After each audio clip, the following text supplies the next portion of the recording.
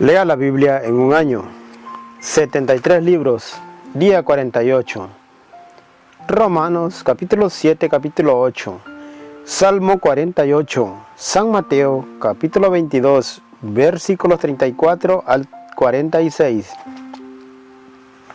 Romanos capítulo 7. Les hablaré, hermanos, como a gente instruida en la ley. Ustedes saben que la ley tiene autoridad sobre las personas solamente mientras viven. La mujer casada, por ejemplo, está ligada por ley a su marido mientras éste vive. En cuanto muere el marido, ya no tiene obligaciones hacia él. Mientras éste vivía, cometía un adulterio entregándose a otro, pero muerto el esposo, queda libre de sus deberes. Y si se entrega a otro hombre, no será un adulterio.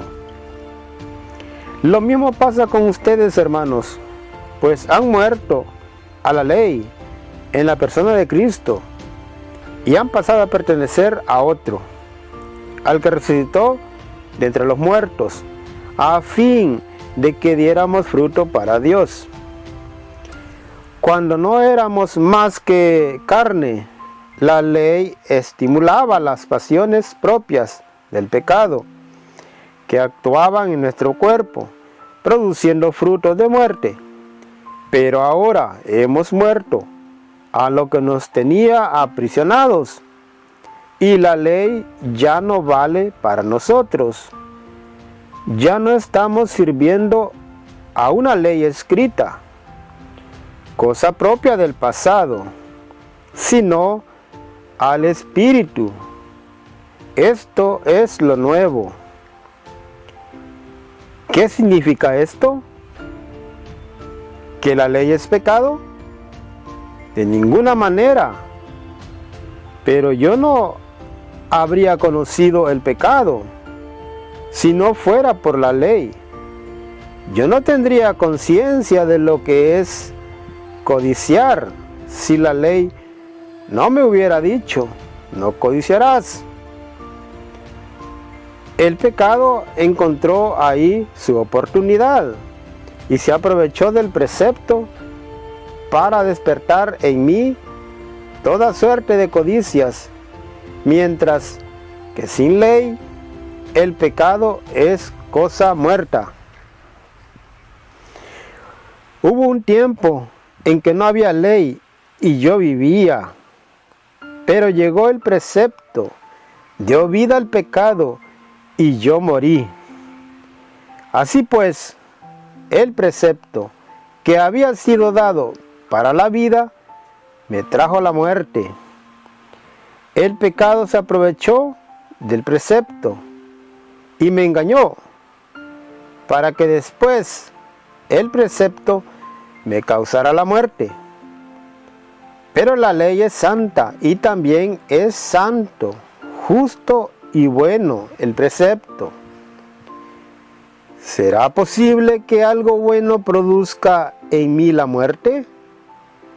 En absoluto, esto viene del pecado.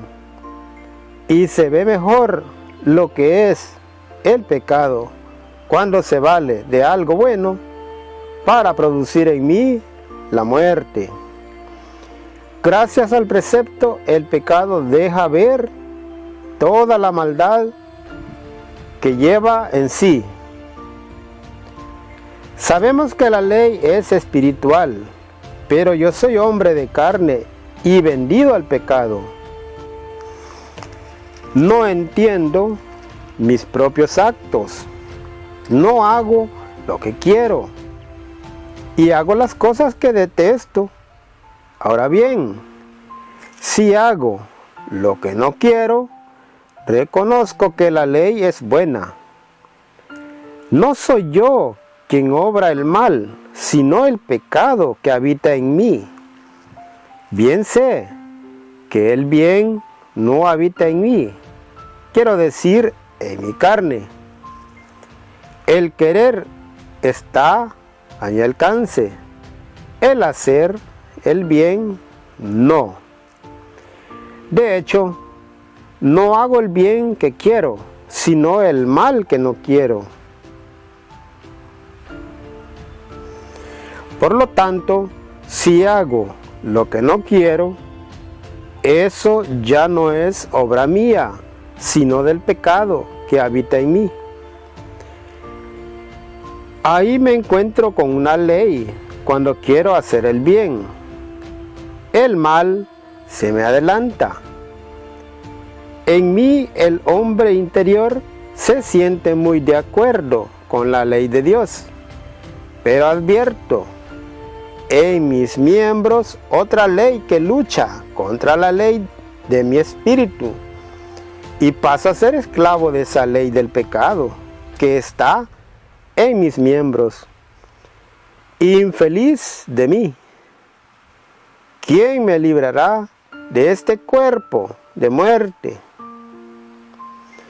Gracias sean dadas a Dios por Jesucristo, nuestro Señor.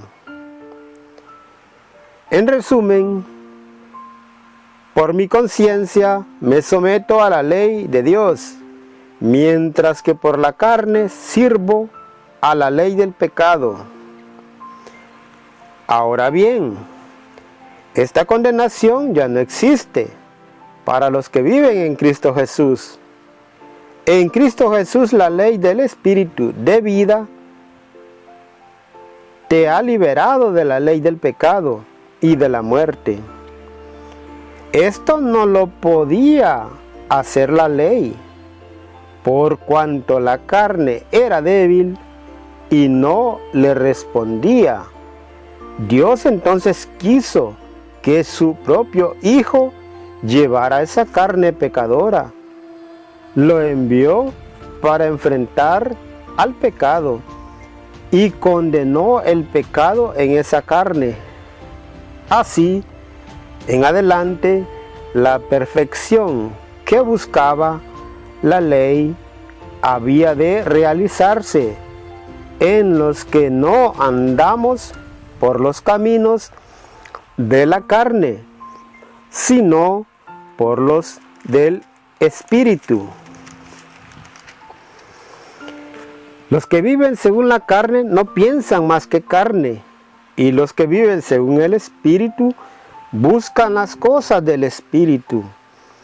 Pero no hay sino muerte en lo que ansía la carne, mientras que el Espíritu anhela vida y paz. Los proyectos de la carne están en contra de Dios, pues la carne no se somete a la ley de Dios y ni siquiera puede someterse. Por eso los que viven según la carne no pueden agradar a Dios. Ustedes ya no están en la carne, sino que viven en el Espíritu, pues el Espíritu de Dios habita en ustedes. Si alguno no tuviera el Espíritu de Cristo, éste no le pertenecería. Pero Cristo está en ustedes.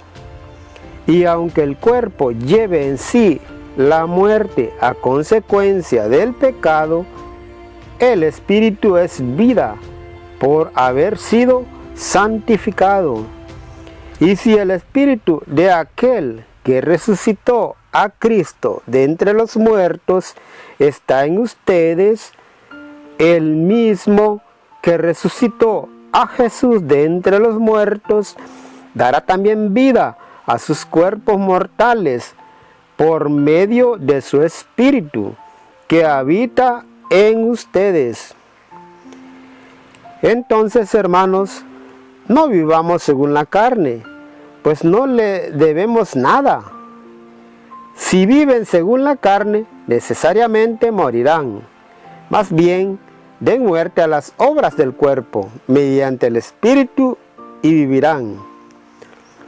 Todos aquellos a los que guía el Espíritu de Dios son hijos e hijas de Dios. Entonces no vuelvan al miedo. Ustedes no recibieron un espíritu de esclavos, sino el espíritu propio de los hijos, que nos permite gritar Abba, o sea, Padre. El Espíritu asegura a nuestro espíritu que somos hijos de Dios. Siendo hijos, son también herederos. La herencia de Dios será nuestra y la compartiremos con Cristo. Y si hemos sufrido con Él, estaremos con Él en la gloria. Estimo que los sufrimientos de la vida presente no se pueden comparar con la gloria que nos espera y que ha de manifestarse. El universo está inquieto, pues quiere ver lo que verdaderamente son los hijos e hijas de Dios. Pues si la creación está sometida a lo efímero, no es cosa suya, sino de aquel que le impuso este destino. Pero le queda la esperanza, porque el mundo creado también dejará de trabajar para el polvo y compartirá la libertad y la gloria de los hijos de Dios. Vemos que la creación entera gime y sufre dolores de parto, y también nosotros, aunque ya tengamos el Espíritu como un anticipo de lo que hemos de recibir, gemimos en nuestro interior mientras esperamos nuestros derechos de hijos y la redención de nuestro cuerpo. Estamos salvados, pero todo es esperanza. ¿Quieres ver lo que esperas? Ya no sería esperar, porque quien espera lo que ya tiene a la vista, esperemos pues sin ver, y lo tendremos si nos mantenemos firmes.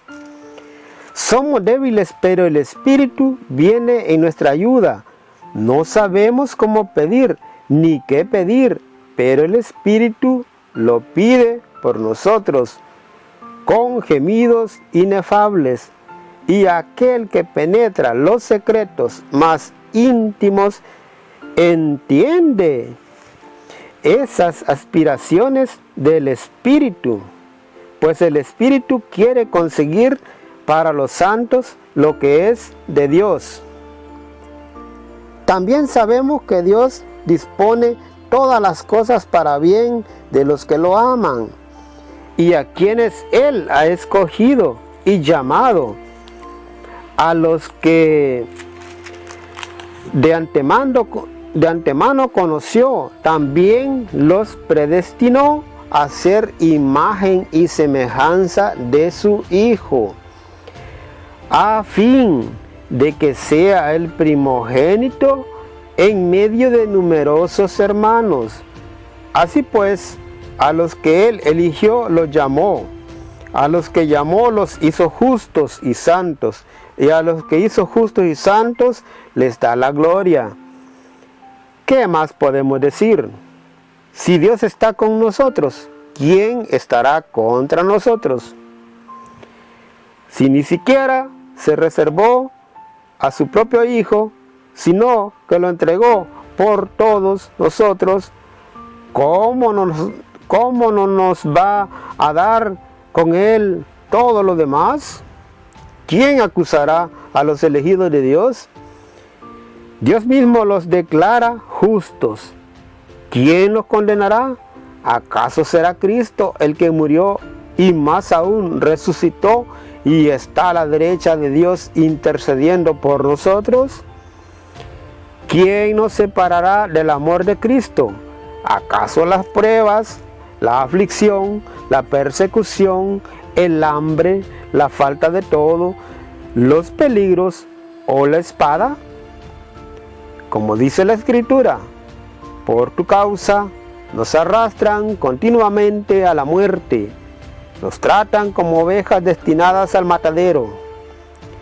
Pero no, en todo eso saldremos triunfadores, gracias a aquel que nos amó. Yo sé que ni la muerte, ni la vida, ni los ángeles, ni las fuerzas del universo, ni el presente, ni el futuro, ni las fuerzas espirituales, ya sean del cielo o de los abismos, ni ninguna otra criatura podrán apartarnos del amor de Dios manifestado en Cristo Jesús nuestro Señor. Salmo 48. Grande es el Señor y muy digno de alabanzas. En la ciudad de nuestro Dios, en su monte santo, de hermosa altivez, alegría de toda la tierra. Monte Sión, morada divina, ciudad del gran Rey. Dentro de sus torreones está Dios. Se ha revelado como su baluarte. Los reyes se habían unido y juntos avanzaban hasta que la vieron. Y quedaron pasmados, presos de pánico. Se dieron a la fuga. Allí mismo los agarró un temblor, un escalofrío, como de mujer en parto. Así es como el viento del oriente estrella a los navíos de Tarsis. Tal como los oímos, así lo vimos en la ciudad del Señor Sabaoth, en la ciudad de nuestro Dios. Él la ha asentado para siempre. Oh Dios, recordamos tus favores en los patios de tu templo. Que iguale, oh Dios, tu alabanza a tu nombre y alcance los confines de la tierra. Y impone tu diestra, tu justicia. Se alegra el monte Sión. Los pueblos de Judá saltan de gozo al presenciar tus juicios. Recorran Sión y den la vuelta. Cuenten sus torres y contemplen sus defensas.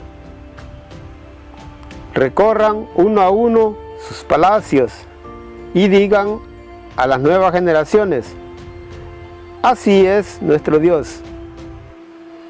Nuestro Dios, por los siglos de los siglos, Él nos conducirá. San Mateo, capítulo 22, versículo 34. Cuando los fariseos supieron que Jesús había hecho callar a los saduceos, se juntaron en torno a él. Uno de ellos, que era maestro de la ley, trató de ponerlo a prueba con esta pregunta: Maestro, ¿cuál es el mandamiento más importante de la ley?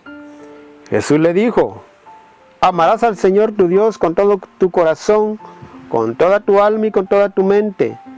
Este es el gran mandamiento, el primero. Pero hay otro muy parecido: amarás a tu prójimo como a ti mismo. Toda la ley y los profetas se fundamentan en estos dos mandamientos. Aprovechando que los fariseos estaban allí reunidos, Jesús les preguntó: ¿qué piensan ustedes del Mesías? ¿De quién tiene que ser hijo? Contestaron: de David. Jesús entonces añadió: ¿cómo es que David llama al Mesías su Señor? En un texto inspirado, en un salmo dice: el Señor ha dicho a mi Señor: siéntate a mi derecha, hasta que ponga a tus enemigos bajo tus pies. Si David lo llama su Señor, ¿cómo puede ser suyo, hijo suyo? Y nadie supo qué contestarle. Desde ese día nadie se atrevió a hacerle más preguntas.